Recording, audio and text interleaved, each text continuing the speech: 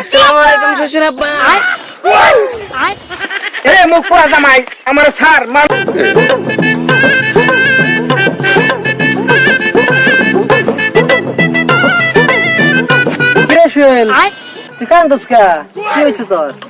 কোরবানি তো গেল গা, আমার শ্বশুর তো আমার দাওয়াত করলো না। আমি অনেক মুরগার রান খামু, কই যাইয়া দায়িত্ব করবো কেমনে? তোর হুসুরিতে তোর উপরে রাগ করছে। কেন আমার শ্বশুরে আমার লাগে রাগ করলো কেন? তুই বোঝস না তোর উপরে রাগ করছে গা? তুই নাকি সালাম কালাম দেস না, আদব করে জানোস না। আমার শ্বশুর আমার সামনে এনে দাও, আমি সালাম করি। আমি এখন তোর হুসুরে কোথায় পাবো?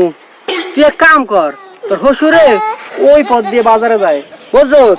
তুই আর সামনে যায় খারাপি, তারপর সালাম করবি। যত রাখি হোক তুই আর পা ছাড়বি না, ঠিক আছে?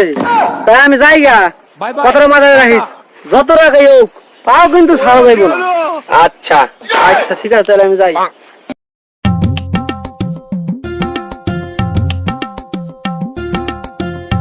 पीछे देखो पीछे पीछे আসসালামু আলাইকুম শ্বশুর আব্বা। এ মুখ পোড়া জামাই আমার স্যার মানুষের মধ্যে সব শেষ করে লালি। শ্বশুর আব্বা, অনেকদিন পর আপনারে পাইছি।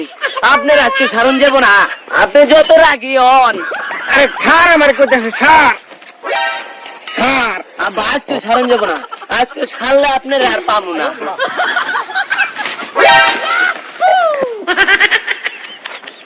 শ্বশুর আব্বা, আপনি দৌড়ে গেলেন কে? আপনার রাগ কি ভাঙ্গে নাই? আপনি লুঙ্গি নিয়ে যান আর আমার দাওয়াত দিয়ে যান। কোন মুসা জামাই তোর কপালে কি খা? আপনি লুঙ্গি নিয়ে যান।